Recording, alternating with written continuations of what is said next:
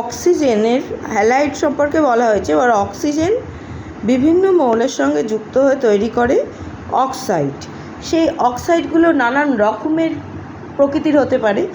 একটা হচ্ছে বেশিরভাগ অধাতুর সঙ্গে, এবং যদি খুব উচ্চ যোজ্যতার ধাতুর সঙ্গে অক্সিজেন যুক্ত হয় তখন সাধারণত আম্লিক অক্সাইড তৈরি করে। CO2, SO3, P2O5, Mn2O7, CrO3 এগুলো হচ্ছে আম্লিক অক্সাইডের উদাহরণ। এদের আমরা আম্লিক অক্সাইড কেন বলছি? কারণ এদের জলে গুলে আমরা অ্যাসিড বা অম্ল জাতীয় যৌগ পাই।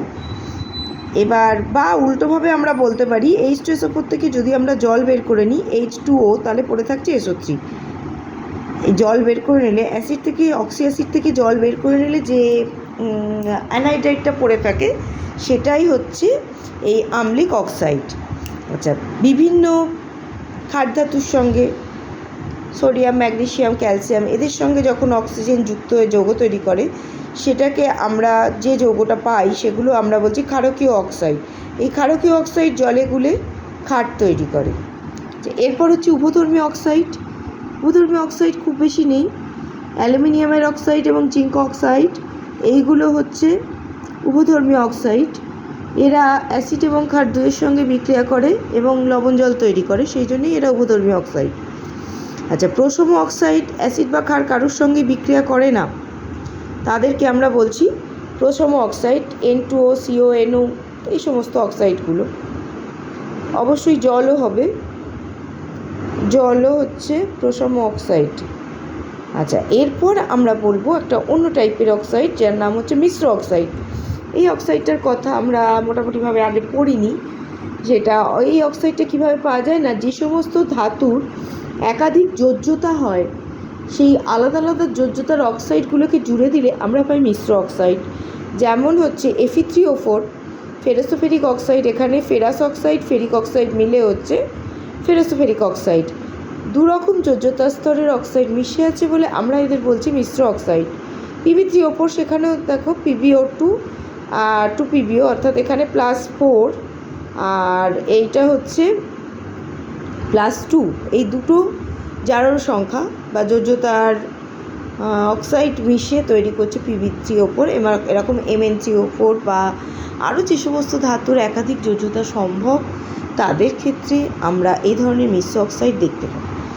এটা গেল অক্সাইডের প্রকৃতির ওপর নির্ভর করে। আচ্ছা, আর এক ধরনের অক্সাইডের ভাগ হয় যেটা আমরা এখন বলবো, সেটা বলি। সেটা হচ্ছে একটা হচ্ছে নর্মাল অক্সাইড, যেগুলো হচ্ছে সোডিয়াম অক্সাইড, Na2O হবে, Na2O, ম্যাগনেসিয়াম অক্সাইড, জল, এরা সব হচ্ছে নর্মাল অক্সাইড। যা মানে যোজ্যতা ধরে যতখানি অক্সিজেন একটা অক্সাইডে থাকার কথা ঠিক ততখানি অক্সিজেনই আছে, সেইগুলো হচ্ছে নর্মাল অক্সাইড। আর একটা হচ্ছে পলি অক্সাইড। এই পলি অক্সাইড মানে হচ্ছে এই অক্সাইডের ক্ষেত্রে আমরা দেখব অক্সিজেনের স্বাভাবিক জারণ সংখ্যা যে -2 সেটা সাধারণত থাকে না বজায়, এবং অক্সিজেনের পরিমাণের হেরফের হয়। কীরকম না, ডাই অক্সাইড হচ্ছে এদের মধ্যে এক ধরনের। পলি অক্সাইডের অনেকগুলো ভাগ আছে। Manganese die oxide MnO2। আচ্ছা, এই পার অক্সাইড, সোডিয়াম পার অক্সাইড হয়, বেরিয়াম পার অক্সাইড, হাইড্রোজেন পার অক্সাইড, এটা আর এক ধরনের। এদের বৈশিষ্ট্য হচ্ছে এদের মধ্যে একটা পারঅক্সো ও বন্ধন থাকে, জারণ সংখ্যা হচ্ছে -1। আচ্ছা, সুপার অক্সাইডের ক্ষেত্রে নির্দিষ্ট রকমভাবে কোনো জারণ সংখ্যা নেই। এদের যেটা বৈশিষ্ট্য সেটা হচ্ছে সুপার অক্সাইড, যেমন এই KO2 পটাশিয়ামের যোজ্যতা অনুযায়ী অক্সাইডের সংকেত হওয়ার কথা ছিল K2O, কিন্তু এই KO2তে দেখা যাচ্ছে যতখানি অক্সিজেন থাকার কথা ছিল তার থেকে অনেকটা বেশি অক্সিজেন আছে। এইরকমভাবে অক্সিজেন প্রয়োজনীয় অক্সাইডে প্রয়োজনীয় অক্সিজেনের তুলনায় বেশি অক্সিজেন থাকলে তাকে আমরা বলছি সুপার অক্সাইড। ঠিক উল্টো হচ্ছে সাব অক্সাইড, অর্থাৎ যতখানি থাকার কথা, কার্বন ডাইঅক্সাইড CO2 বা কার্বন মনোক্সাইড CO সেখানকার থেকে যদি কম থাকে তাহলে সেইটাকে আমরা বলছি সাব অক্সাইড। এই হচ্ছে আমাদের বিভিন্ন ধরনের অক্সাইডগুলো। এই অক্সাইডগুলো পড়ার পর আমরা এরপরে যাব অক্সিজেনের অন্যতম রূপভেদ ওজোনে। আচ্ছা, ওজোন প্রথমেই বলে রাখি, অক্সিজেন থেকে ওজোন তৈরি করা হয় কি করে না নিঃশব্দ তড়িৎক্ষরণ। নিঃশব্দ তড়িৎক্ষরণ। যদি তড়িৎক্ষরণের সময় শব্দ হয় তাহলে উৎপন্ন ওজন আবার অক্সিজেনে পরিণত হবে। স্বাভাবিকভাবে ওজন কিন্তু খুব স্থায়ী যৌগ নয়, ওজন খুব সহজে ভেঙে যায়, এবং ওজন খুব সহজে ভেঙে যায় বলে O3 থেকে ওজন সহজে ভেঙে যায় বলে এর জারণ ধর্ম খুব বেশি থাকে এবং সবাইকেই জারিত করে। ওজনের সম্পর্কে বলার সময় আমাদের প্রথমেই মনে রাখতে হবে ওজন চেনার একটা উপায়, সেটা হচ্ছে মার্কারি সচলতা লোপ পায় বা ট্রেলিং অফ মার্কারি। অর্থাৎ কি না, পারদের সঙ্গে যদি আমরা ওজনের বিক্রিয়া করাই তাহলে আমরা কি দেখব, মার্কিউরাস অক্সাইড Hg+O3 Hg2O তৈরি হয়ে যায়, যার ফলে মার্কারির সচলতা নষ্ট হয়ে যায়। এবং এই ট্রেলিং অফ মার্কারি দিয়ে আমরা কিন্তু ওজনকে চিনতে পারি। এছাড়া ওজন নিয়ে যা আছে, ওজন হচ্ছে ভীষণ ভালো জারক দ্রব্য, কারণ বললাম যে যেহেতু প্রচণ্ডভাবে ওজন থেকে অক্সিজেন ভেঙে অক্সিজেন বের হয়ে যায়, সেই জন্য ওজন একটা ভীষণ ভালো জারক দ্রব্য। আচ্ছা, ওজনের স্ট্রাকচারটা দেখে নেওয়া যাক। ওজনের স্ট্রাকচারটা দুটো স্ট্রাকচার মিলে হয়। এই দুটো স্ট্রাকচার মিলে যেহেতু ওজনের স্ট্রাকচারটা হচ্ছে, অর্থাৎ দেখা যাচ্ছে কি না, এই যে ডাবল বন্ড আমরা দেখছি সেটা এই জায়গা বা এই জায়গা দুটোতেই ঘুরতে পারছে, অর্থাৎ ও ডবল বন্ড ওয়ের থেকে কিন্তু ওজনে ও বন্ড লেন্থটা কম হবে, আবার ও সিঙ্গেল বন্ড ওয়ের থেকে বন্ড লেন্থটা বেশি হবে। এই হচ্ছে ওজন, এবং এ দুটো কি ওজনের ক্যানোনিক্যাল বা রেজোনেন্স স্ট্রাকচার। ঠিক আছে। আচ্ছা, এরপরে আমরা যেটা জানবো, ওজনের জারণ ধর্ম থাকে বললাম, এই যে আজকে ইকে পরিণত করতে পারে। আচ্ছা, দেখা যাক, নাইট্রাইটকে নাইট্রেটে পরিণত করতে পারে, সালফাইডকে সালফেটে পরিণত করতে পারে, সালফাইডকে সালফেটে।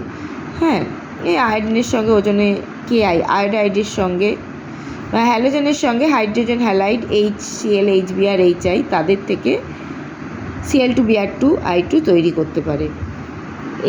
এই ধরনের বিক্রিয়াগুলো, যে পটাশিয়াম ম্যাঙ্গানেটকে পারম্যাঙ্গানেট করতে পারে। যে কোনো রকমের, সোজা কথা, যে কোনো রকমের জারণ বিক্রিয়ায় এই অংশ নেয়। এই যে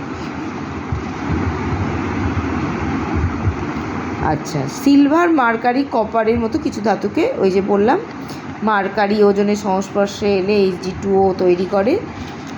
এইখানে একবার আমি অলরেডি দেখালাম ট্রেলিং অফ মার্কারি। এইটা দিয়ে আমরা কি করব, আমরা ওজনকে চিনতে পারবো এইভাবে। আচ্ছা, আর কি হতে পারে,